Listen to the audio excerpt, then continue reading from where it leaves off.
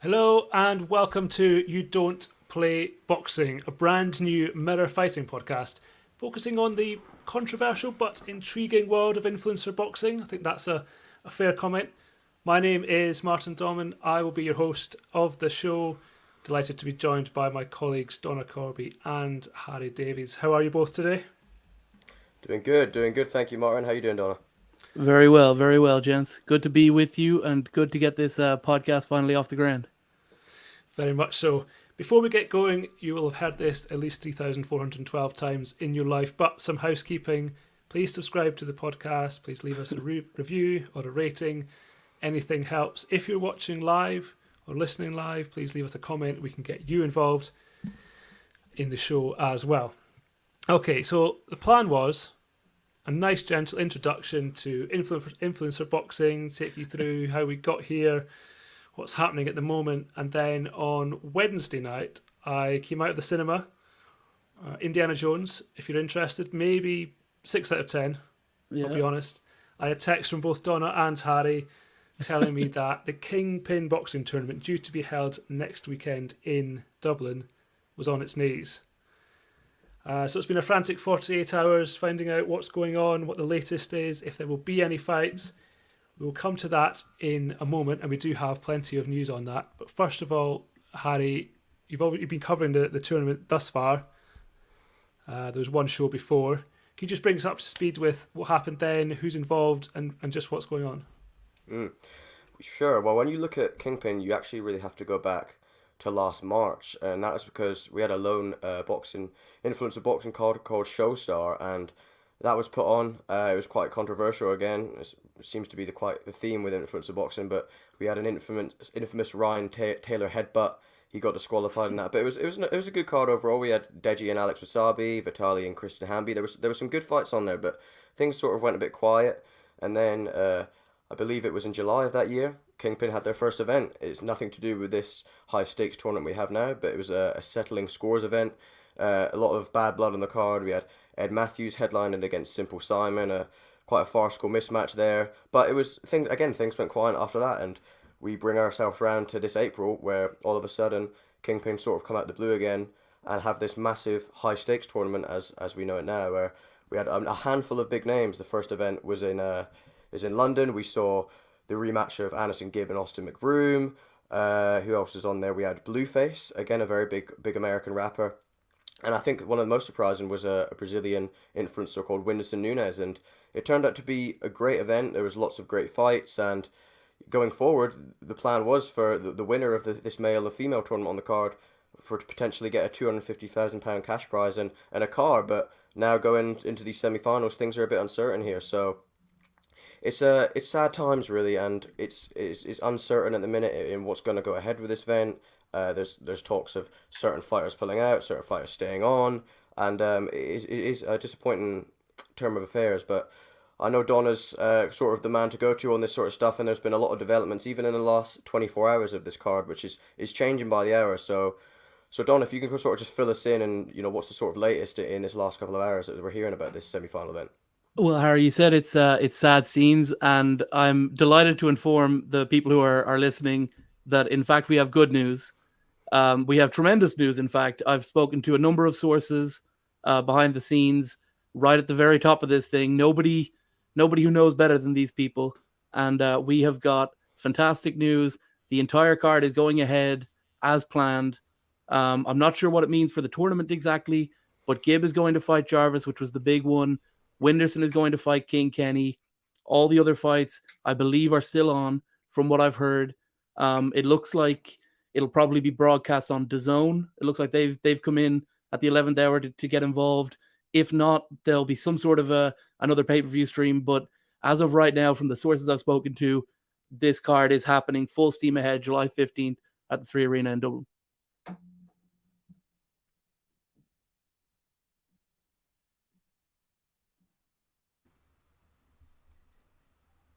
I'll chime in there. We're touching on that, Donna.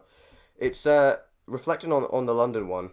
I think a big part of this was, like we said, in the last sort of 24 hours, we were uncertain who was going to fight. And one name that was popping up was Winderson, and I know you said he's been in Dublin for the last month and a half. And for those who don't know Winderson, and a lot of us didn't until he was sort of linked with fights against Logan Paul last year.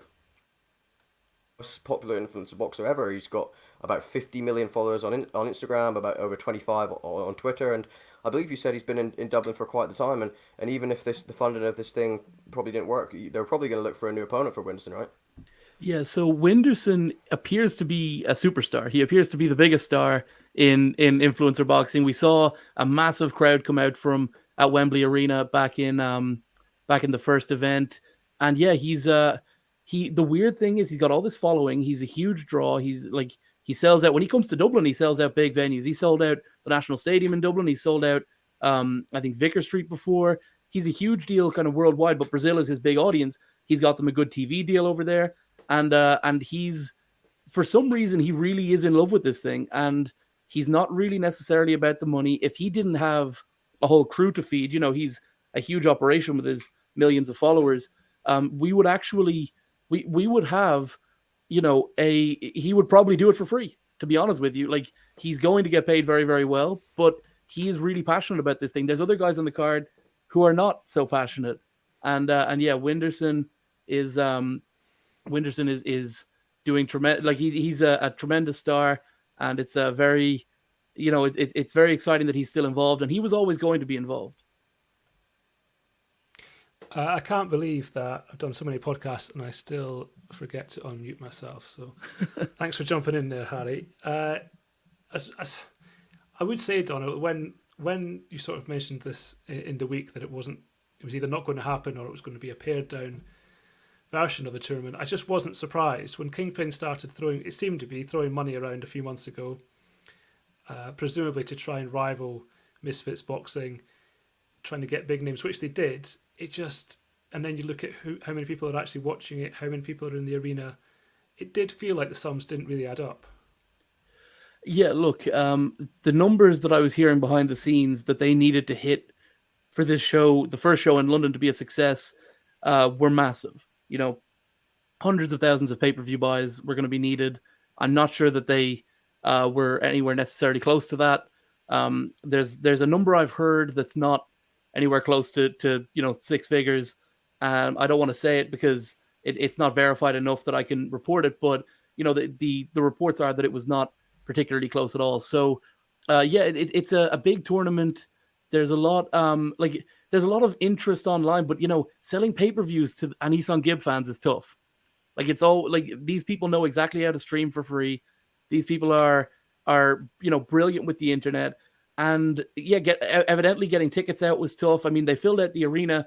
I think the term in the industry is papered the house, which means there were a lot of people, particularly Brazilian people, given tickets as gifts or at a discount price.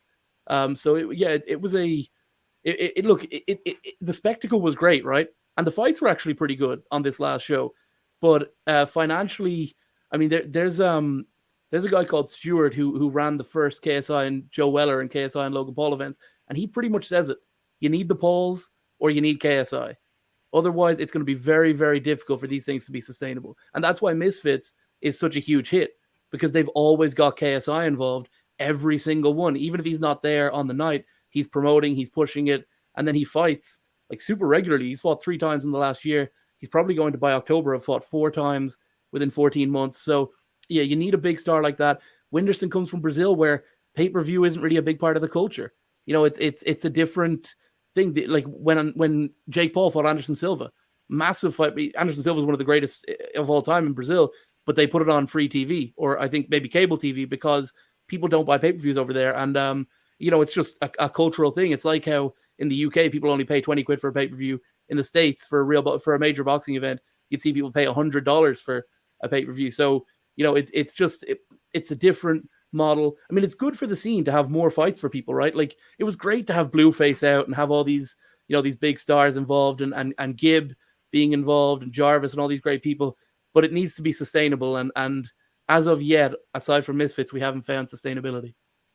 I just wanted to chime in there with what Donna said. And the first event, I think a lot of people were taken back as how good the promotion was. We had, the gloves are off sort of things on YouTube, face-to-faces. The fight week was good. I think, like you said, a lot of people were surprised as can they keep this up in terms of if this event is going to be a profit? And given the first one clearly wasn't, something that I know was sort of unfolding yesterday on Twitter was this sort of weird Ahmed Promotions thing, and then sort of came out and said this is nothing to do with us. But since then, I know that no official announcement has been made, but it is looking, Donna, like DAZN maybe come in and sort of help this card out. Is that looking sort of true? I know the talks are ongoing, but if DAZN come in and step in, that sort of profit that wasn't coming back on the first one, this could sort of be a huge boost to the funding in terms of the semi-finals, right? Yeah, no, DAZN are probably going to be involved from what I've heard. I'm not 100% sure on exactly what that entails, but it seems, and they've pulled the funding from somewhere. This Ahmed promotion things, I mean, people on social media, particularly in this space, they love when it goes wrong. Like they love to find like there was a scam here. Like every influencer did a scam. Like Logan Paul did a scam, KSI did scams, Jake did scams. All these people are scamming, and people love to expose the scam and all this stuff. They love to expose all sorts of stuff. But the truth is, this Amma Promotions were never publicly involved with this show. KingPyn came out amid all of this chaos when they weren't saying anything else publicly and said, by the way, we're not involved with these people fairly quickly. So, people love to run with stuff on social media, particularly in this space. They love to catch people out. And unfortunately, you can't believe everything you read on IFN on Twitter. And the problem is that it's not. If this was just a regular fight card, it might be a lot easier to sort of mix and match the opponents. I mean, I'm sure it's something we'll talk about in the future. But one of the problems I think with influencer boxing has been the number of pullouts, especially on the early Misfits cards. And it's not really a surprise if you've got people signing up to fight in 4 weeks' time and they've never pulled on gloves before. They probably are going to either get injured or maybe have second thoughts. But when you've got a tournament like this, it needs to stay together because this is a semi-final stage. So there should be the finals. I mean, this is a whole other kettle of fish, obviously. If they can get this together, great. But then they've still got to get the finals later in the year. But it would have been a lot easier had it just been 6, 8, 10 fights and then mix and match some people. Yeah, absolutely. I mean, this whole tournament format was kind of weird. Like they had promised a losers bracket. We're seeing none of the losers back. Filipek is not involved.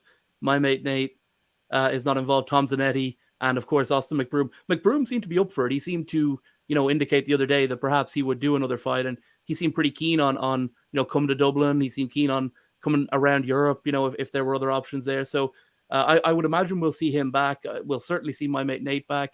But yeah, this whole tournament format.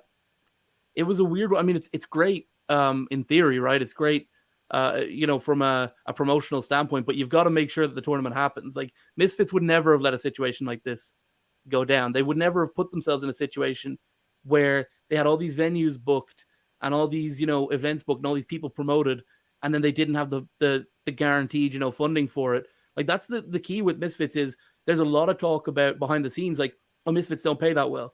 Well, Social Gloves didn't pay anything in their first event, Misfits don't pay that great. Yeah, well, Social Gloves were promising millions and millions, but they didn't pay anything. So they if Bryce Hall, who was promised, I think 3 or 4 million, he's saying, oh, well, I'm worth X amount. It's like, well, you're worth not that much from the lawsuits. So, he's there's a weird thing with funding and influencer boxing for sure. And I think that, I think that it's important that people, take that side of it seriously and keep, be realistic. You're probably not going to get all the superstars. I would imagine you're never going to get Gibb to fight for 80 grand. Probably not going to happen. You're not going to get, Blueface to fight for nothing. But there are people who are still passionate about it and will still do it and will make compromises. So, that's why what Misfits does is a little bit more sustainable than tournaments like this. But gosh, it would have been great if this worked, wouldn't it? If we had a losers bracket and then it all went as planned. The event happened on June 3rd instead of July 15th. It all would have been brilliant. Just going on that, Donna, I wanted to say again, like you said, June 3rd. I believe it was scheduled for June 3rd, then July 1st, now July 15th.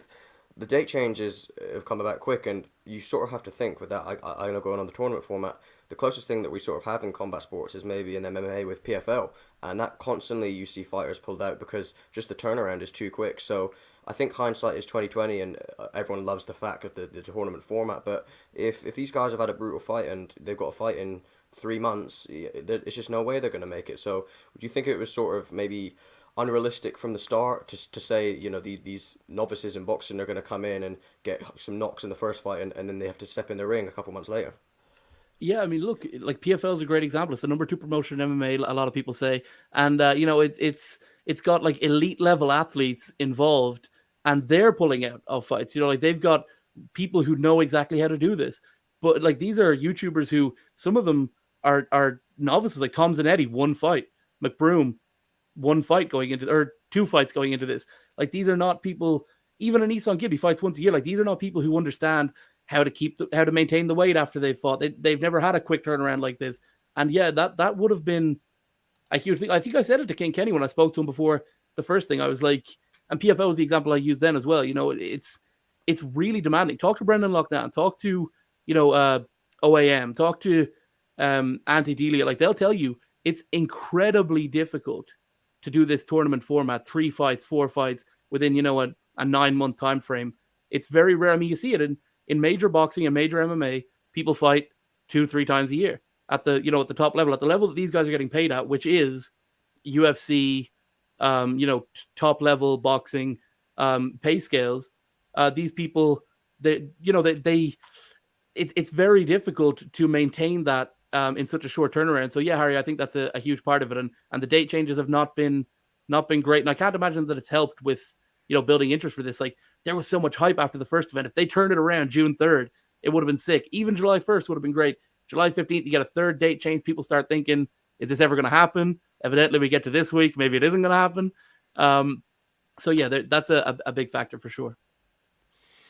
I suppose in boxing, with prize fighter and in the boxer tournament, you really have to do it in one night. But then again, you've got the problem with you're asking people who haven't fought for a long time, not used to it, to fight 9 rounds in a night if you're going to get to the final. But that's probably the only, as close as you can come to guaranteeing that something's going to go ahead, that you're going to get a winner, because you can still substitute people in on the night, and you just accept that it's one night, and actually maybe more people watch anyway, more people come to watch it, more people stream it because they know they're going to get a result, rather than just, all right, I'll watch tonight, but if I don't watch the next one and then the next one, I'm planning my life 9 months in advance, so maybe that's the only way to do it, but then people demand more money.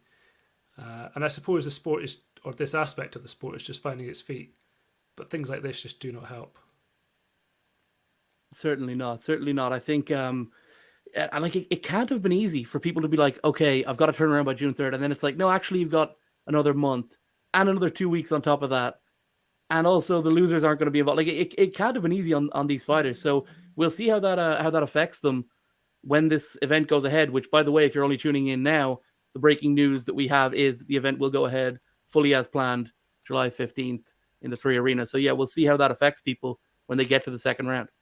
Something I wanted to add on is, I know you spoke to Kia and I spoke to Kiefer, is they're 2 sort of, Dublin fighters competing at the 3 Arena, and when this sort of news came out, a couple of days ago, they were probably like, well, my fight's going to be thrown under the bus as well, and I'm sure they're not making the money that the Gibbon stuff are, but I believe, again, they're still planned to be on the card, and if you've never been to the 3 Arena, the sort of atmosphere that you get for the likes of Kiefer and Kian are just going to be huge, and I know the one in London, we sort of saw an influx of Brazilian crowd for Julian Winderson, but I'm sure even, focusing on the tournament, you've got to look at, the ones like Kiefer and Kian who are actually involved in this format, and I'm sure when this news came out, they were probably thinking, well, what's going on with my fights, but it's safe to say that they're still sort of planned to go ahead next Saturday, right?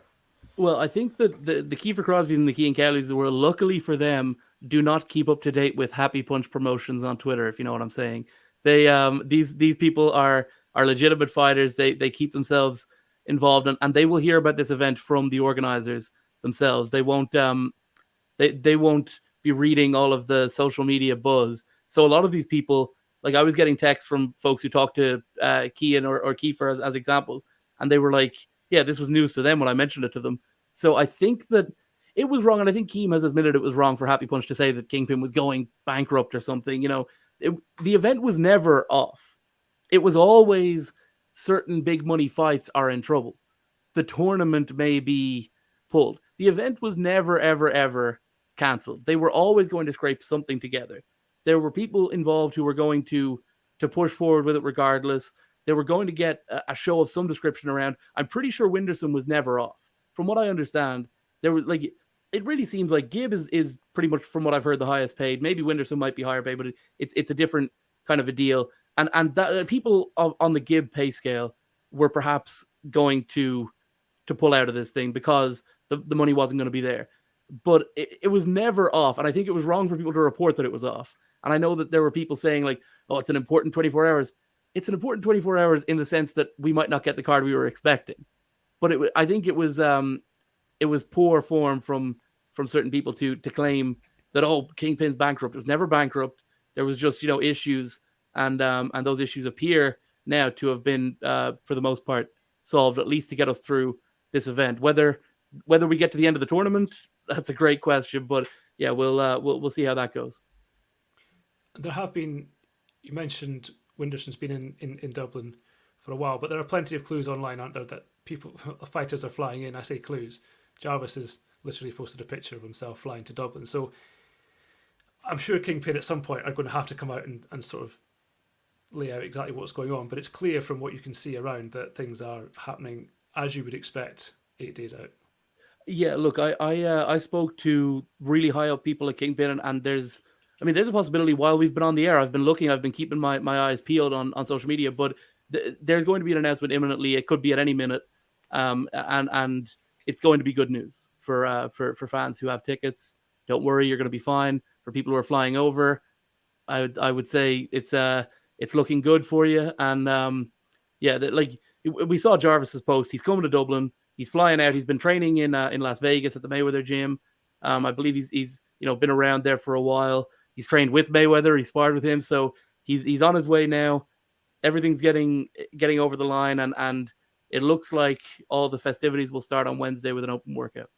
Going on that with what Martin said, again, we don't really know where this is going forward, because I know arguably you could look at it from the other side and say it's all people have been talking about for the last couple of days, but for sort of all the wrong reasons. However, looking forward to the finals, if they do go ahead, it's not really good from an investment standpoint to say, look, there was reports 10 days out. We're looking with the outset this thing does go ahead, but going forward, if you're looking at the finals and you think, well, 10 days out, we didn't even know if this was going to go ahead, I'm guessing it's not a good look. So do we sort of look that far ahead, or do we just say, look, get this one out of the way, and then if the finals go ahead, they go ahead? But it's sort of it's not the best sort of news, is it, really, Donna? Well, it's funny you mentioned that, because I saw people going, isn't this a great PR move? Mm-hmm. No. It's not a good PR move for everyone to think the fight's off less than 2 weeks before it happens. That's not what KingPyn wanted. But yeah, I think it probably won't look good for investors going forward. But if they've got contracts to honor and 3 fights, and they've got a third venue booked. I know they've had this booking in Dublin for forever, like since before we ever saw a KingPyn show. Even the Ed Matthews one against Simple Simon, this booking has been around at the 3 Arena. So they've got venues to fill, they've got contracts to fulfill. So maybe we do see a third show. But I've always kind of been of the opinion personally, let's just get through this Dublin one. I've been excited about it for a while. So yeah, I think it certainly it's not a good look what's been going on this last couple of days. But hopefully it's all in the rear view, and we'll have an official announcement anytime now. I suppose the thing with the final is you really only care about 2 fights, right? So as long as you can put those 2 fights on, and then you can stack an undercard with the worst fights in the history of influencer boxing, the short history of influencer boxing, pay them very little money, and as long as listen, at the end of the day, as long as you can crown 2 champions, at least you've done what you set out to do, and people can't necessarily argue too much. Whereas the semi-finals, the quarterfinals, you've got far more of an investment in a lot of fighters, if that makes sense. No, of course, yeah. As the tournament bracket closes in, there is an awful lot less pressure, and I think in a dream world they probably would have loved for it to go. Gibb wins, Winderson wins, King Kenny, who's a big draw in the UK. It's pretty much gone as planned so far. And I'm sure they would love for it to be a Gibb and Winderson final. And then, the women's tournament is a little bit more open. I don't think they're picking anyone. I mean, I guess it would be great if Julie Poga could win, right? Because she's, seemingly a pretty big star.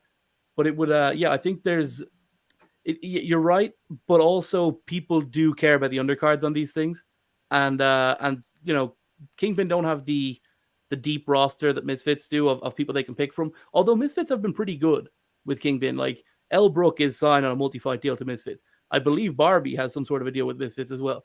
Like they're letting people out to do these fights, which is positive. And I think you would still need a big card put together. And in influencer boxing, it's a little bit easier to get people on cards. Like people aren't so much concerned about being the A side and who's gonna walk second and all this stuff. And I think you can get like the big names on there. And that's kind of the beauty of influencer boxing is it's what attracted me to it in the first place. Is like the first fight of the night is going to be someone who's got some degree of a following and some degree of a story going into this whole thing. That's always exciting. So yeah, I get what you're saying. I bet you could weaken the card, and once you get those two finals on. But I do think fans will probably be expecting a little bit more. But also fans in influencer boxing are weird, man. Like they seem to enjoy like when things don't go right. Like it's almost like if this Kingpyn show went off without a hitch, they wouldn't have enjoyed that as much as they've enjoyed this last couple of days. If that creator clash just raised, $1 million for charity instead of losing, instead of coming in the red, people would have been like, okay, fine. But they love the drama. They love the madness of it. And if an event can fail or can flop, people will be happy to see it. Something I wanted to add with the drama as well is, I know, like you said, Donna, we're sort of yet to have an official announcement from Kingpyn, but the fact that I know we said I'm speaking with Winderson in a couple of hours. It's 2 hours. He's got a virtual roundtable, and that sort of news came to me last night, and I guess that's sort of good news in the sense that why would you be doing a virtual roundtable if your fight's off? So I know he was one of the ones that maybe wasn't in question so much to be fighting because he's been a done for a while, but it's certainly good, and I know the updates, like we said that earlier here, it's looking good news, but that's even better news, right? If you're having a virtual roundtable with media, you're certainly doing it for a fight. You're not doing it for nothing, right?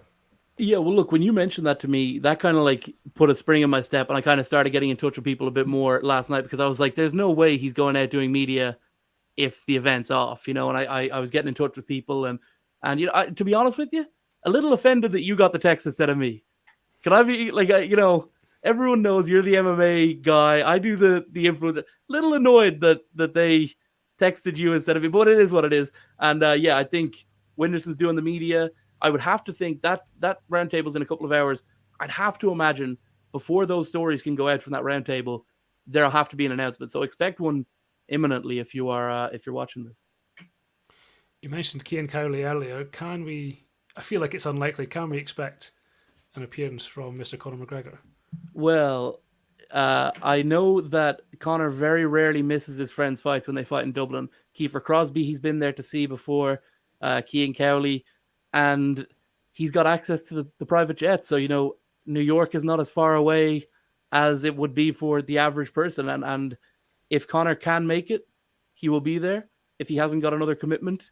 Cian was a very important part he's been a very important part of Conor's whole story. We don't need to get into, all of the stuff that happened in Brooklyn that time. And since, he's been a coach on The Ultimate Fighter, Kiefer's been a huge part of Conor's story too. You'll see Kiefer around the house in old footage from, his world title fights with Aldo and Mendes. Kiefer's a huge part of Conor's story, and so is Cian, and he's super loyal. So if he can make it, he will be there. And I think he'll, try to move heaven and earth to get out at least for the night for Saturday. How big is the 3 arena? Capacity, I think Katie Taylor might have had 9,500 in there. Do not expect a Katie Taylor-sized crowd at this event. I think they can cordon off little parts. Like I went to see Machine Gun Kelly there a couple of months ago. Great show, by the way. And it was a lot of the sections were cordoned off. They had the curtain, a more accurate, a more relevant event that I went to than Machine Gun Kelly was, Cage Warriors, where they also had, the old curtain. And what they do is the curtain looks like a wall. So you wouldn't, if you're like an average person just going, you wouldn't notice they've cordoned off a huge portion of the arena. But yeah, I think you'll probably see a bit cordoned off, much like the Obama shows. If you look at, for example, like when James Gallagher fought Anthony Taylor, look at that video, and that's probably what the 3 arena is going to look like on July 15th. So maybe you'll probably see anything between 2 and 4.5, maybe 5,000 in there. I did mention Conor McGregor, which allows me the chance to mention that we will have another podcast launching in the next few weeks, all about Conor McGregor. It seems like the theme is whether fights will or won't happen, and it's the same very much with him at the moment. So, as Donna said earlier, at the moment, he understands that the KingPyn tournament will go ahead as planned next weekend. That could all change. So please do keep up to date with all the news on Mirror Fighting. We are, of course, across all the social media channels and, of course, on the website. We will be on the ground in Dublin next week to, well, let's wait and see what's going on. So we'll bring you all the latest over the week, and of course we'll be back next week to look ahead to whatever card it is we put together. Thank you for joining us this week, and we'll see you again next time.